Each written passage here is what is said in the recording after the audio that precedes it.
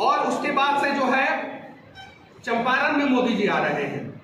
तो चंपारण में मोदी जी आ रहे हैं तो चंपारण की कुछ मांगे होगी, तो इसको पक्ष और विपक्ष की तरफ से नहीं समझना है, चंपारण के हर एक व्यक्ति की तरफ से समझना है कि चंपारण की क्या मांगे हैं, और जेन्युइन मांगे हैं तो आप लोग जो है इसको मोदी जी तक पहुंचाइए ताकि मोदी जी पूरा करें। और अगर इन मांगों को पूरा मोदी जी नहीं करेंगे तो आप लोग समझ जाइए कि बिहार को जो है सिर्फ और सिर्फ भ्रष्टाचार करने के लिए उसका प्रैक्टिकल का हब बना दिया गया है। ये जो है एक प्रयोगशाला है भ्रष्टाचार करने का।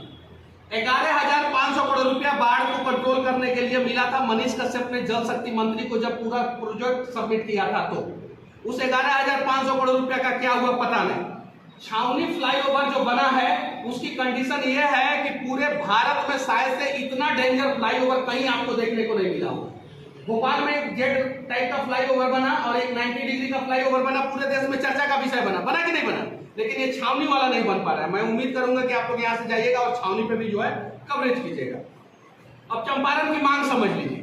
पहला तो हमें जो है एक अच्छा 4 लेन कनेक्टिविटी चाहिए जो पिपरा कोठी से मोतिहारी होते हुए रक्सौल और बेतिया को 4 लेन कनेक्टिविटी से जोड़े, जो आज से 20 साल पहले हो जाना चाहिए था लेकिन अभी तक नहीं हुआ है। पहला मांग।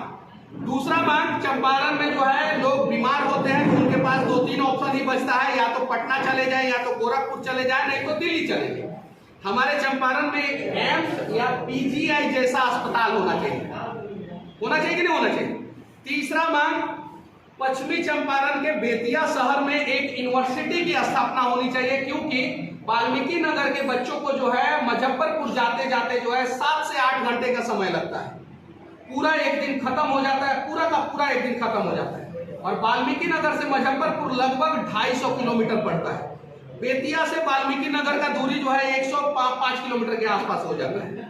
तो बेतिया में एक यूनिवर्सिटी चंपारण के नाम से जो है एक यूनिवर्सिटी बनाया जाए, या महात्मा गांधी के नाम से ही बना दिया जाए, या मोदी जी अपने नाम से ही बनवा लें, क्योंकि जिंदा में तो मोदी जी अपने नाम से स्टेडियम बनवाए लिए हैं, तो मोदी जी अपने नाम से ही एक यूनिवर्सिटी जो है वो पश्चिमी चंपारण को दे दे। तीसरा मांग। चौथा मांग है हमारा रक्सौल एयरपोर्ट का। रक्सौल एयरपोर्ट बनेगा तो उसमें गरीब के बच्चे जो है वहां पे काम करेंगे, कंस्ट्रक्शन के दौरान जो है गरीब के बच्चे काम करेंगे।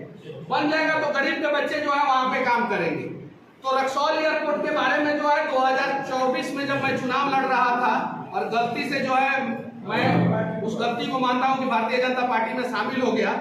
जब मैं लड़ रहा था तो मोतिहारी के डीएम साहब जो है जाके वहां पे जमीन नापी करवाए थे, उस समय के तत्कालीन डीएम साहब, और अखबार में आया था कि चालू होगा।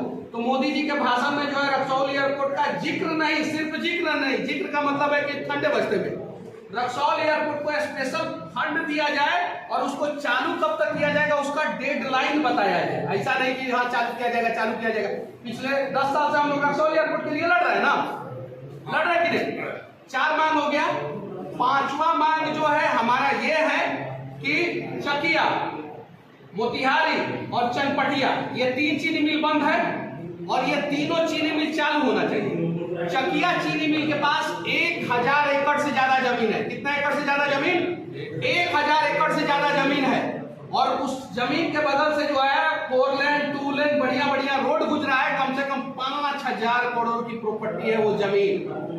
और चनपटिया चीनी मिल के पास जो है सुनने में आता है, अब सरकार ने ये डेटा सार्वजनिक नहीं किया, सरकार डेटा सार्वजनिक करता तब ना हम लोग बताते हैं। सुनने में आया है कि 908 एकड़ जमीन है, जिसमें सरकार ने जो है 600 एकड़ जमीन जो है अपना एक्वायर करके रखा है, 300 एकड़ जमीन और जो है, तो 908 एकड़ जमीन है चनपटिया चीनी मिल के पास।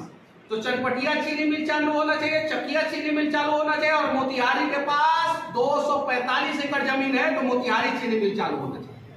ये 5वां मांग है। 6ठा मांग है कि अब ये बोल रहे हैं डोमिसाइल नीति जो है बिहार में जल्द से जल्द लागू हो। ये जो है बिहार सरकार का जो है ढुलमुल रवैया है। बिहार के बच्चों को जो है बाहर के प्रदेशों में अब उस प्रकार से मौका नहीं दिया जा रहा है। जब से मोदी जी आए हैं तब से जो है बहुत सारे जगहों पे बिहार के बच्चों के लिए जो है रास्ते बंद करना शुरू कर दिया गया, बहुत सारे जगहों पे। तो डोमिसाइल नीति जो है जल्द से जल्द जो है बिहार सरकार जो है वो लागू करे, और मोदी जी के मंच से डोमिसाइल नीति के बारे में जो है वो जिक्र होना चाहिए।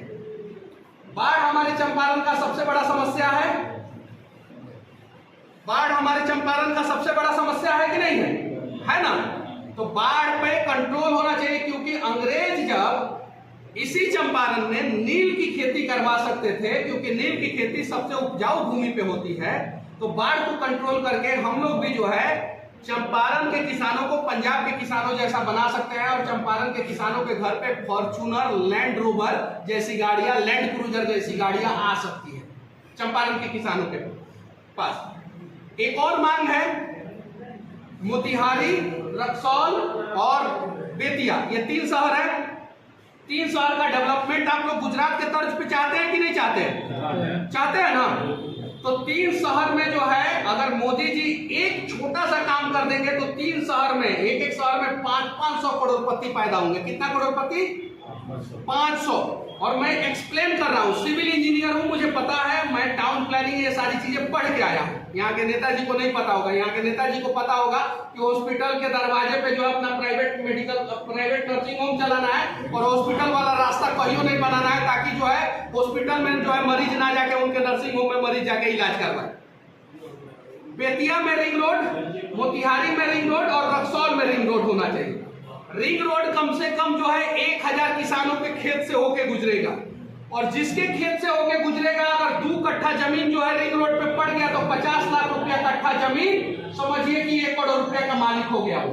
और इसी प्रकार से रिंग रोड बना बना के गुजरात का डेवलपमेंट किया गया। और हमारे जिला अध्यक्ष का स्पेशल मांग है, इनका स्पेशल मांग है, इन्होंने बोला मुझे कान में कि गुरुगांव के जैसा जो है कुमारबाग को भी डेवलप किया जाए। किसके जैसा? चनपटिया के विधायक जी ने कहा था कि कुमारबाग को जो है हमने गुरुग्राम के तर्ज पे डेवलप किया है। ये ऑन रिकॉर्ड जो है उनका स्टेटमेंट है। अब गुरुग्राम से कुमारबाग का आप लोग तुलना पहले कर लीजिए। कुमारबाग में जब ये विधायक नहीं बने थे तो स्टील प्लांट चालू था। क्या चालू था?